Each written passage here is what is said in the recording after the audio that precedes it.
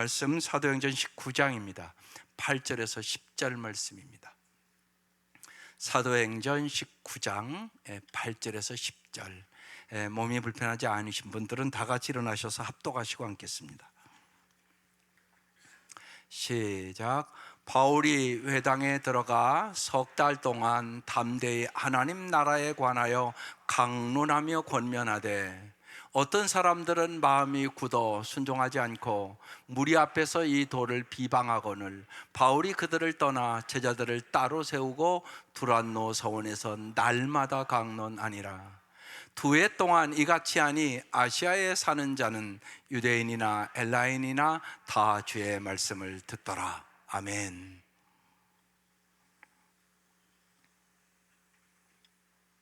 여러분은 어떤 사람들입니까?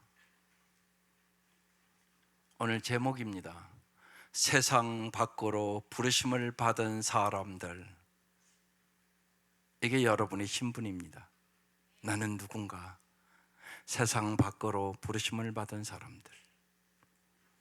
참된 믿음은 깨달음에 머물지 않고 삶의 변화, 삶의 실천으로 이어져야 하는 것입니다.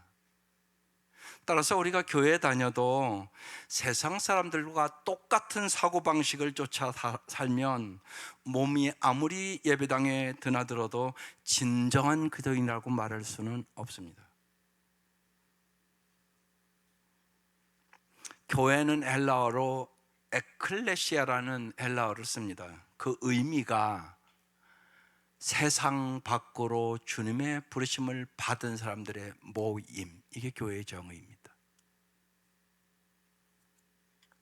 따라서 성도와 교회의 힘은 거룩한 삶에서, 구별된 삶에서 나오는 것입니다. 만약에 우리가 세상 사람과 똑같이 살면 교회는 아무 힘이 없습니다. 우리 각 사람이 언제나 진정한 교회의 입구임을 기억하셔야 합니다. 당신 때문에 예수를 믿어야 된다는 말씀입니다. 우리가 서로 성도라고 호칭하는 것은 우리 자신이 거룩하신 주님으로부터 세상 밖으로 부름을 받은, 주님의 십자가의 은혜로 의롭다함을 받은 거룩한 존재, 구별된 존재임을 인정하는 것입니다. 주님이 핏값을 지불하고 나같이 더럽고 추한 인간을 보혈의 열로 깨끗하게 씻어주시고 거룩하게 만들어줬다는 것입니다. 그냥 여러분이 거룩해진 것이 아니에요. 올시더 주님이 핏값을 지불하고 여러분의 죄를 씻어주셨기 때문에 우리는 성도가 된 것입니다. 여러분, 그럼 우리가 다 알지 않습니까? 우리가 거룩합니까? 아니라는 건 여러분 자신이 알지 않습니까? 이건 엄청난 일이란 얘기입니다. 그래서 세상 사람들과 똑같이 살아서는 교회가 세상 밖으로의 주님의 부르심을 받은 사람들의 모임이라고 할 수 없다는 것입니다. 그래서 정말 우리가 참된 성도의 삶을 살기로 결단하셔야 하는 것입니다.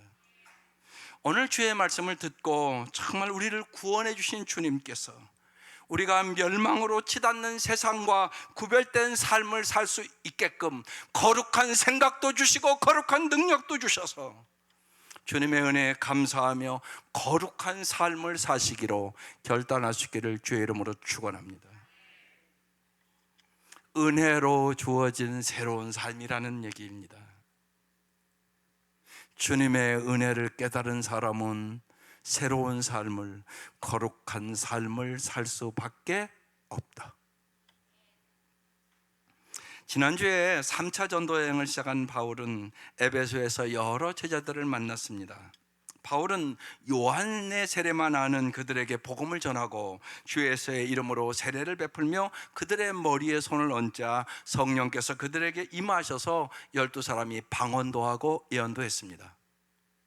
성령 세례 받았다는 얘기입니다. 여러분, 반드시 성령 세례 받으셔야 합니다. 성령 세례를 받지 않으면 교회는 다니지만 능력 없는 크리스찬이 됩니다. 그래서 반드시 성령의 권능을 사모하고 받으셔야 합니다. 그리고 나서 오늘 본문 이제 연결되는 말씀입니다. 첫째로 바울이 회당에서 하나님 나라에 관하여 강론했습니다. 8절 다시 보겠습니다. 바울이 회당에 들어가 석 달 동안 담대히 하나님의 나라에 관하여 강론하며 권면했다고 말씀합니다. 바울이 에베소를 방문하여 제일 먼저 회당을 찾은 것은 바울로부터 난생 처음 복음을 들은 에베소 사람들과 그들을 돌보기 위해서 남은 브리스길라와 아굴라 부부를 만나는 기쁨과 감격 때문에 회당에 들어간 겁니다. 여러분, 여기서 브리스길라와 아굴라를 우리는 한 번 더 생각해 봐야 합니다. 정말 이 브리스길라와 아굴라처럼 자신들에게 주어진 자리를 지키는 사람만이 하나님이 주시는 감격과 기쁨을 누릴 수 있기 때문에 그렇습니다. 여러분에게 다 하나님은 자리를 줬습니다. 남편의 자리, 아내의 자리, 부모의 자리, 자녀의 자리, 기도인의 자리, 이게 다 소명의 자리입니다. 그래서 여러분 잊지 마셔야 됩니다. 매주 오셔서 예배드릴 때마다 내가 더 좋은 남편 돼야지, 더 좋은 아내 돼야지, 내가 더 좋은 자녀 돼야지, 내가 더 좋은 그리스도인 돼야지, 이 생각을 하기 위해서 예배드리는 겁니다. 소명의 자리를 내가 지키지 않고는 사람과의 만남을 통해 주님의 신비로운 섭리를 지속적으로 이룰 수는 없기 때문에 그런 것입니다. 여러분이 다 위치가 있습니다. 그 위치에서 주님이 주신 소명을 가지고 주님의 뜻을 이루는, 정말로 날로 더 좋은 아빠, 날로 좋은 엄마, 날로 정말 좋은 자녀들, 날마다 더 참 아름다운 기도인이 될 길을 사모하며 교회에 올 수 있기를 주의 이름으로 축원합니다. 이게 매주 여러분이 해야 될 일입니다. 이러면 참 신앙생활 잘하는 거예요. 우리 할머니 교회 갔다 오니 더 좋은 할머니 됐네. 우리 아빠가 소리 꽥꽥 지르더니 안 지르네. 뭐 이러는 거. 여러분 삶 속에서 여러분이 하나님 말씀에 합당하지 아니한 것들이 있단 말입니다. 그것을 이 시간에 듣고 하나님의 은혜로, 성령의 능력으로 정말 여러분의 주위 사람들이 우리 아빠가 더 좋은 아빠 됐어, 우리 엄마가 더 좋은 엄마 됐어, 우리 자녀들이 교회 갔다 오면 더 좋은 자녀가 되네, 이런 역사가 있기를 주의 이름으로 축원합니다. 바울이 회당에서 그래서 무엇을 했을까요? 3달 동안 담대히 하나님의 나라에 관하여 강론하고 권면했단 말이에요. 하나님의 나라는 어떤 나라예요? 의와 평강과 희락의 나라예요. 한마디로 행복한 나라란 말이에요. 이 땅에서도 우리가 천국을 맛보며 살게 해주는 게 하나님의 나라라고요. 담대히 강론했다고 그랬습니다. 석 달 동안 회당에서 계속해서 복음을 전했다는 뜻이에요. 사도 바울이 참 뜨거운 열정으로 열심을 다해서 3달 동안 말씀을 전했습니다. 그 결과가 어떠했을까요? 두 번째, 그래서 믿음의 우리가 바른 순서를 알자. 9절 한번 읽어보십시다. 시작. 어떤 사람들은 마음이 굳어 순종하지 않고 무리 앞에서 이 도를 비방하거늘 바울이 그들을 떠나 제자들을 따로 세우고 두란노 서원에서 날마다 강론하니라. 여기 모든 사람은 아니었지만 여기 일부 어떤 사람들이 어떻겠다고요? 마음이 굳어졌어요. 그러니까 순종하지 않았어요. 그리고 무리 앞에서 이 도를 비방했어요. 바울이 회당에서 복음을 전하는 석 달 내내 이들이 돌처럼 굳은 마음으로 복음을 계속 배척하고 비방했다. 여기 비방했다는 헬라어 원어는 욕하다, 모욕하다, 회방했다, 그런 뜻입니다. 여러분, 언제나 복음이 전해지면 성령의 역사와 악령의 역사가 있습니다. 여러분, 이건 해보면 금방 압니다. 여러분, 자녀들에게도 여러분 복음을 전해보세요. 알았어요, 엄마, 그렇게 할게요. 그런 아이들이 많아요. 알았어요, 내가 알아서 할게요. 이런 아이들이 더 많습니까? 알았어요, 엄마랑 같이 다음 주에는 꼭 갈게요. 그래요? 안 그러잖아요, 여러분. 여기 잘 보세요. 그들의 마음이 돌처럼 굳어 있었습니다. 여러분, 생명의 특성은 언제나 유연함입니다. 죽음의 특성은 언제나 경직되는 거예요. 굳는 거예요. 사람이 죽었다 그러면 다 굳는 거잖아요, 몸이요. 저는 처음 이 염화할 때요, 깜짝 놀랐어요. 제가 나이 어렸을 때 처음 농촌 목회할 때 여름에 염했습니다. 처음에. 그때는 다 목회자들이 염하고 그랬습니다. 근데요, 나는 시체가 그렇게 차가운 거 처음 알았습니다. 이런 정도로 차갑더라고요. 여름인데 8월이었습니다.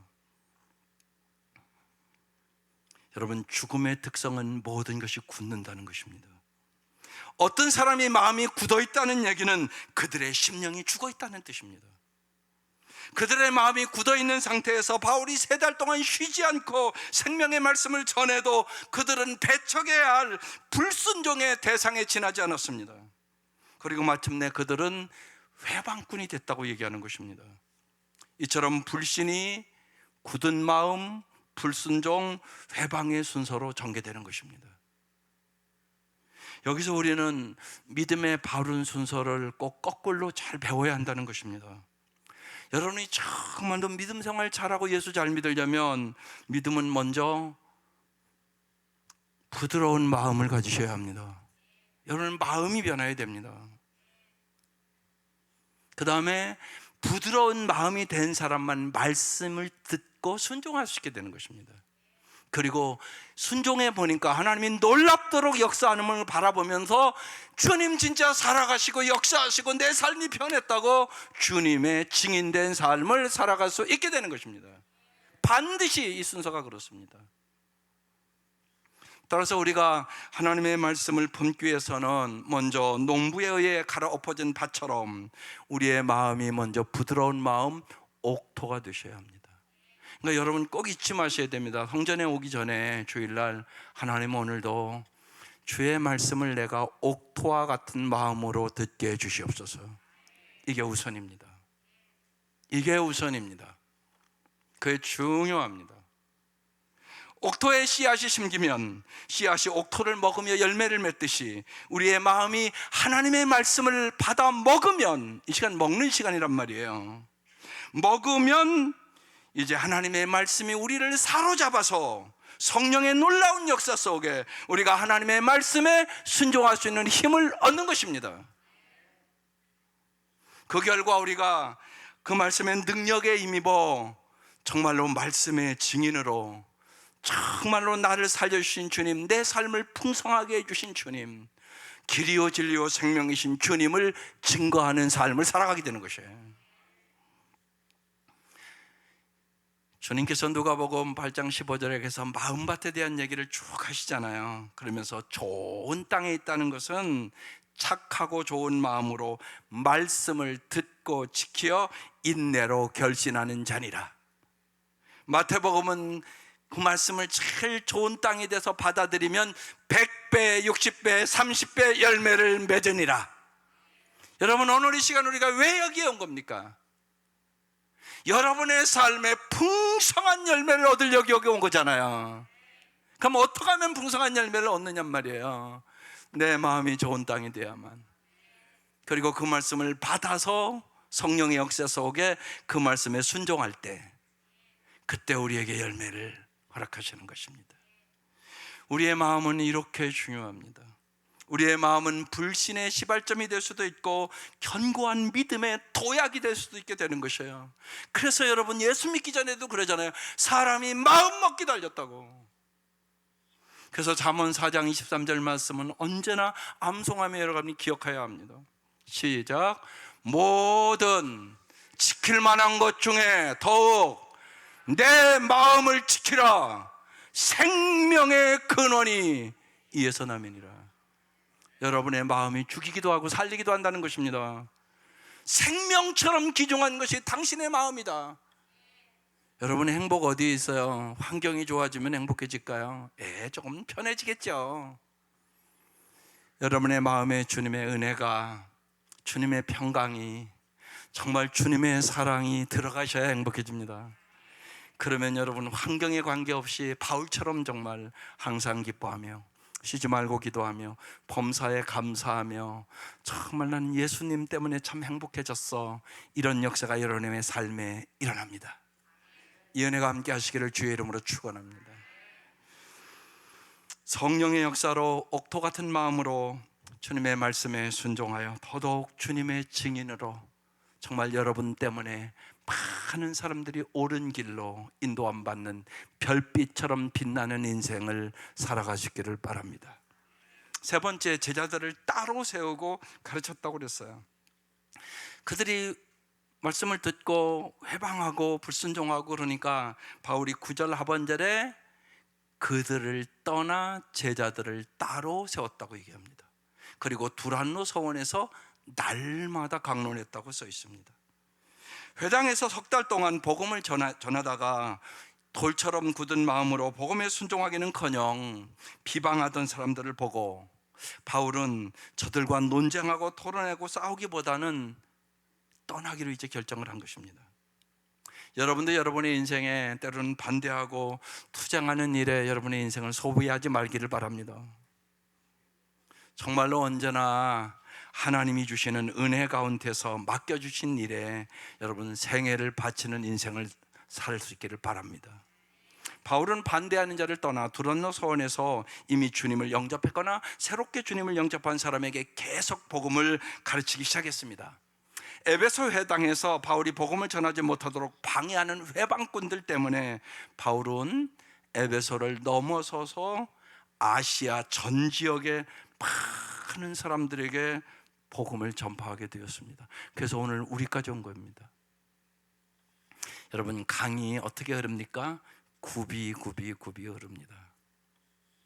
내가 오래전에 미국 갔을 때 미국의 여러 가지 자연 형태를 이렇게 살피는 기회가 있었습니다. 근데 거기서 보니까 이렇게 써 있는 거예요. 우리는 막 그때 때 막 세울 때였습니다. 근데 미국은 그런 걸 다 없애고 자연을 회복하는 거예요. 그래서 자세히 읽어봤습니다. 그랬더니 물줄기가 굽이 흘러야 자연이 살아나고 그런다는 걸 쫙 써놨어요. 여러분도 복음도 마찬가지입니다. 복음 역시 복음의 회방꾼들로 인하여 굽이 흘러갑니다. 지난 2000년 동안 지중해를 건너 대서양에 이르렀고 대서양을 건너 태평양을 건너 지금 우리가 살고 있는 한반도까지 흘러들어왔습니다. 그러므로 우리는 어떤 복음의 회방꾼이 있더라도 절대로 낙심하지 말고 부활하신 주님 안에서 복음을 전하며 영원한 생명의 향기를 풍기는 그도인이 되어야 합니다. 여러분, 매주 간절하게 이번 주도 교회 한번 가보지 않겠어? 여러분, 그 얘기는 해야 되지 않을까요? 여러분의 자녀들이 예수를 모르면 길을 잃어버린 아이들입니다. 여러분, 큰 빛잖아요. 예수가 오직 길이요 진리요 생명입니다. 길을 잃고 사망의 길로 가는데, 절망의 길로 가는데, 낙심의 길로 가는데 부모가 아무 말도 안 하는 부모가 어디 있습니까? 그런 부모는 없습니다. 당신이 진짜 안다면, 내가 안 믿든지 내가 모르든지 둘 중에 하나지 않겠습니까? 매주 그래서 우리는 깊이 한 주 한 주 기도하면서 사랑하는 사람들에게 정말 참된 복음을 전해야 하는 것입니다. 9절을 다시 보십시다. 어떤 사람은 마음이 굳어 순종하지 않고 무리 앞에서 이들을 비방하거늘 바울이 그들을 떠나 제자들을 따로 세우고, 여기 따로 세웠다는 이 얘기는 에베소 그리스도인들을 다시 세웠다는 의미입니다. 여기 따로 세우다가 경계선을 그어 구별한다, 그런 뜻입니다. 바울이 복음을 영접한 에베소 그리스도인들과 복음을 회방하는 그들과 선을 그어 구별했다, 그런 뜻입니다. 왜냐하면 그들과 뒤섞여서는 어떠한 영적인 능력도 발휘할 수가 없었기 때문에 그렇습니다. 하나님께서는 이스라엘 백성을 애굽에서 불러내신 후 모세에게 이렇게 명령하십니다. 여러분에게도 동일하게 명령하시는 말씀입니다. 그게 레위기 19장 2절 말씀입니다. 애굽에서 딱 불러서 선택한 후 이 말씀 주십니다. 이스라엘 자손 온 회중에게 말해라. 너는 그들에게 이렇게 일러라. 너희 하나님은 나 주가 거룩하니 너희도 거룩해야 한다. 이게 성도입니다. 주님은 여러분을 성도로 부른 것입니다. 그래서 반드시 내가 거룩한 삶을 살기로 결단하셔야 되는 것이에요. 그래 여러분이 성도다운 성도가 되는 것입니다. 주님께서 우리를 수많은 사람들 중에 부르신 것은 거룩하신 주님 앞에서 거룩하게 살도록 부른 것입니다. 이스라엘 백성이 애굽에서 출애굽했지만 그들은 홍해를 거르는 그 기적을 보고도 10가지의 재앙을 다 보고도 그들은 광야에서 조금도 변하지 않았습니다. 애굽의 사고방식을 가지고 그대로 살았습니다. 그래서 20세 이상은 다 죽었습니다. 우리는 그걸 기억하셔야 합니다. 성도와 교회의 힘은 반드시 구별된 삶, 거룩한 삶에서 나오는 것입니다.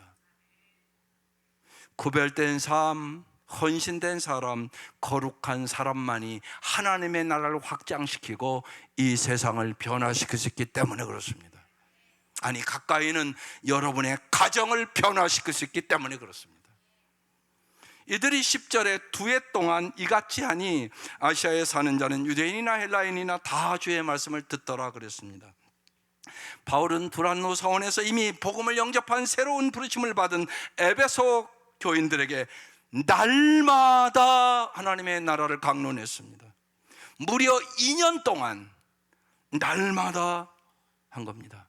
여러분 여기서 잘 생각해 보십시오.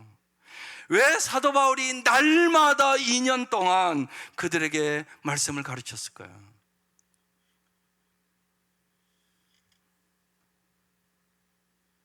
이들은 세상의 사고방식과 삶의 방식이 찌들어 있기 때문에 그것을 변화시키기 위해서는 필요했던 것입니다. 그들을 구별된 성도로 만들기 위하여 날마다 하나님의 말씀을 가르친 것입니다. 여러분이 이거 우리가 깊이 생각하셔야 됩니다. 여러분이 왜 안 변하는 줄 아십니까? 내가 말씀 무장이 안 된 것입니다. 말씀 무장이 안 되면 교회 다녀도 세상 사고와 똑같은 사고방식을 갖고 살아갑니다.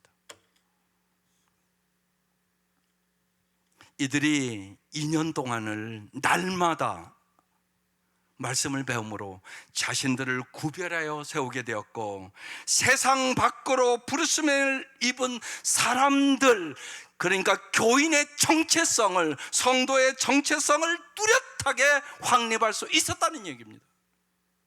이게 엄청나게 오늘 우리 중요합니다. 한국교회에 너무나 중요합니다. 말씀대로 살아야 되는데 말씀대로 살지 않고 세상의 가치관대로 살아가는 성도들이 더 많다는 얘기입니다. 따라서 우리가 매일 여러분 자녀들을 위하여 기도하셔야 됩니다. 그리고 말씀을 함께 나누셔야 됩니다. 누구나 다 새벽 예배 할 수 없으니까 저희 교회에서는 날마다 매일 성경으로 꼭 큐티를 하라고 권고를 드리는 것입니다. 날마다 하루 시작할 때 말씀을 먼저 보고 거기 다 나오니까, 기도 제목까지 나오니까 그 말씀으로 무장하고 하루하루를 시작해 보라는 것입니다. 그러면 여러분의 삶이 반드시 변합니다. 이전에 우리 장로님 그러셨습니다. 제목만 기억해도 변하더라고. 그렇습니다. 매일 성경 제목만 기억하고 살아도 여러분 변합니다. 여러분 우리가 교회 생활하면서 하나님의 말씀, 봉사, 교통, 이 세 꼭지점이 정삼각형과 같이 아주 중요합니다. 신앙생활을 여러분 잘해야 되지 않겠습니다? 이왕 예수 믿는데 예수를 잘 믿어야 되잖아요. 그럼 여러분 예수를 잘 믿는다는 게 뭡니까?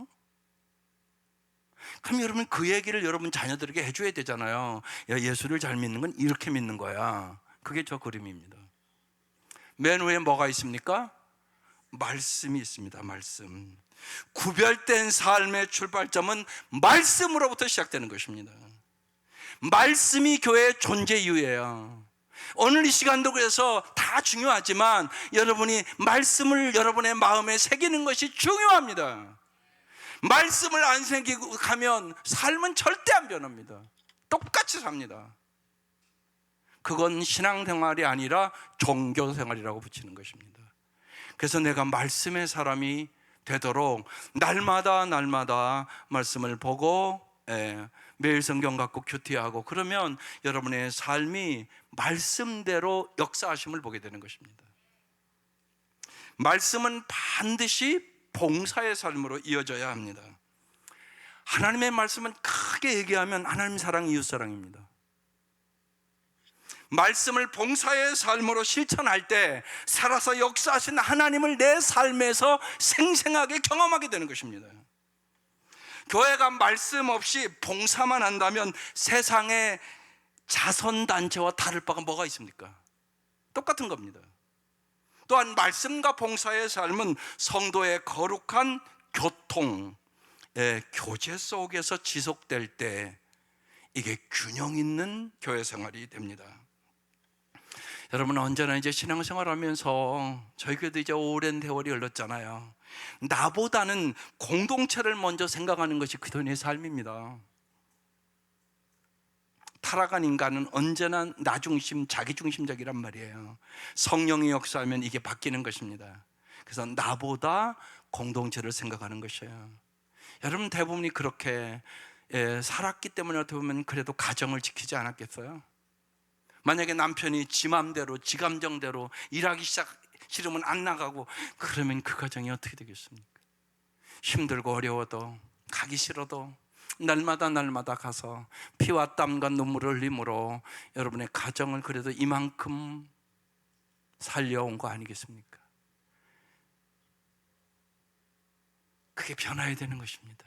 내가 희생함으로, 내가 죽어짐으로, 내가 하나님의 미랄이 됨으로 내 가정이 살 수 있다면, 한 걸음 더 나아가서 내가 사랑하고 봉사하고 헌신함으로 내 교회가 아름다워질 수 있다면, 수많은 사람이 여기 와서 복을 받을 수 있다면 내가 헌신해야지, 이렇게 생각하는 것입니다.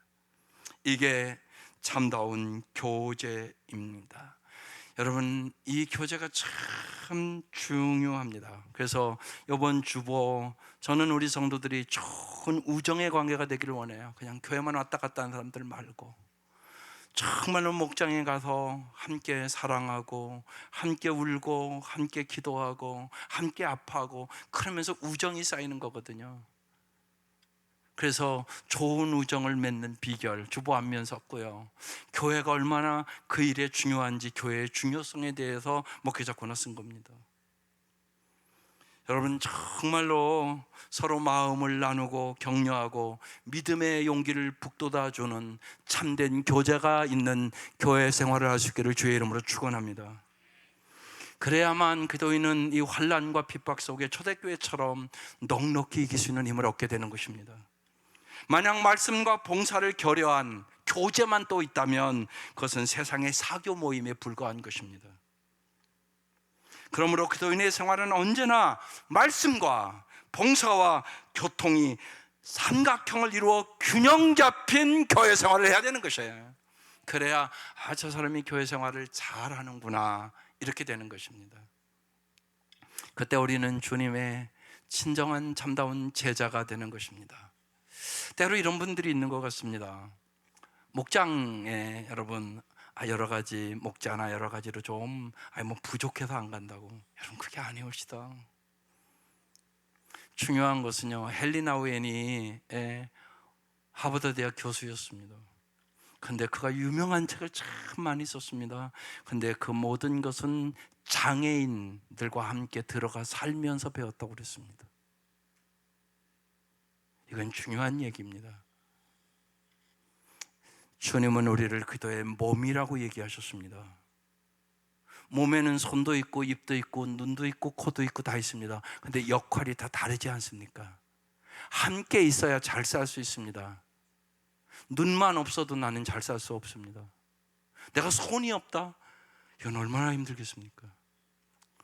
성도 각 사람이 그렇다고 얘기하는 것입니다. 그래서 함께가 중요한 것입니다.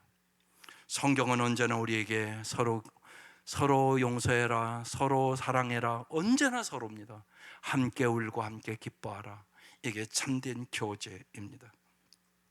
그러므로 세상 밖으로 부름을 받은 기도인으로서 세상과 구별된 삶을 살기 위하여 여러분이 일주일에 한 번 주일 예배만 참석하는 것은 좀 부족할 것입니다.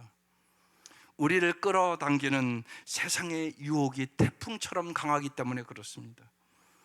그 세상으로부터 자신을 따로 세워 도리어 세상을 변화시키는 참된 기도인으로 살기 위하여 우리는 일주일에 한 번 목장에 모여서 서로 격려해주고 서로 기도해주고 정말 믿음의 용기를 북돋아주는 참된 말씀과 봉사와 교통의 교제가 있는 목장, 그것이 가정교회입니다. 바울이 에베소의 기도인들이 두란노 서원에서 날마다 모였다는 것은 그들의 모임이 우리가 지금 얘기하는 가정교회 목장과 같은 모임이었던 것입니다. 사랑하는 성도 여러분, 정말로 건강이 허락되는 한 여러분 잘 가서 뭘 얻으려고 하지 말고 언제나 목장에 가면 연약한 성도들이 있습니다. 여러분이 도와줄 성도들이 있습니다. 그래서 참 우리 시니어 목장분들은 이제 나이가 드시고 어디 저녁에 다니기 곤란하고 그래서 시니어 목장 시작한 겁니다. 그러나 건강하면 저는 목장을 가라고 권하고 싶습니다. 그래야 진정 같이 나누고 같이 울고 같이 기뻐하고 그러면서 성도의 참다운 교제가 이루어지는 것입니다. 사랑하는 성도 여러분, 오늘 말씀을 통하여 우리가 몇 가지 꼭 기억하십시다. 부드럽고 정말 좋은 마음으로 날마다 하나님의 말씀 앞에 좋은 땅이 되게 해달라고 기도하십시오.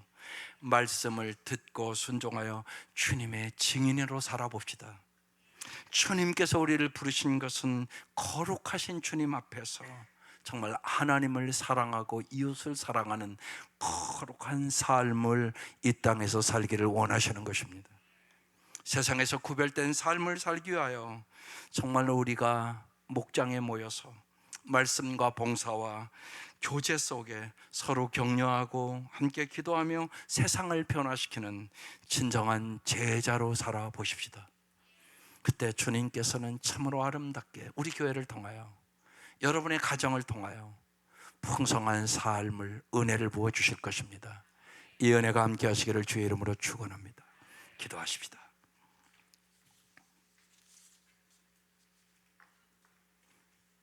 이 시간 결단에 기도하는 시간입니다.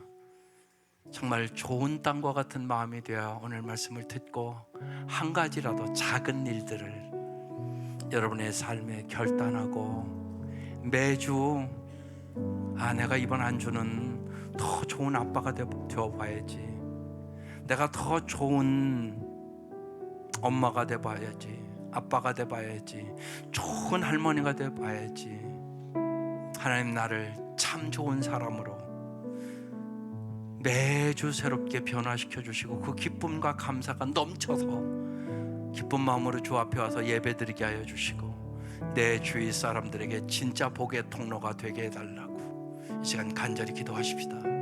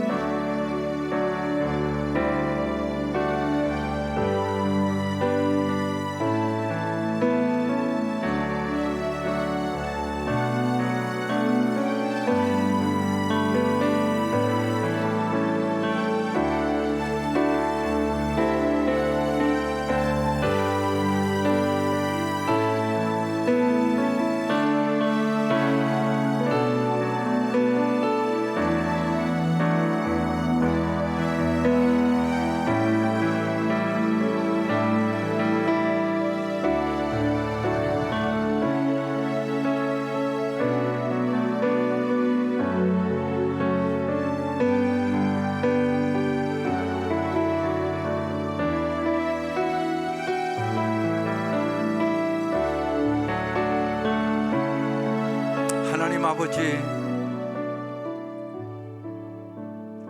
우리는 언제나 소유가 많아지기를 원하지만 하나님은 날마다 저희들이 참으로 좋은 사람으로 변하기를 원하시는 하나님의 마음을 저희들이 진실로 알게 하여 주옵소서.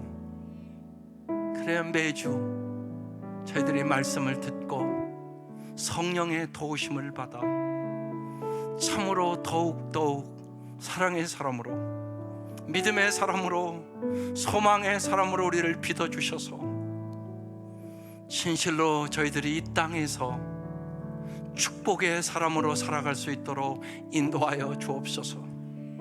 예수님의 이름으로 기도드립니다. 아멘.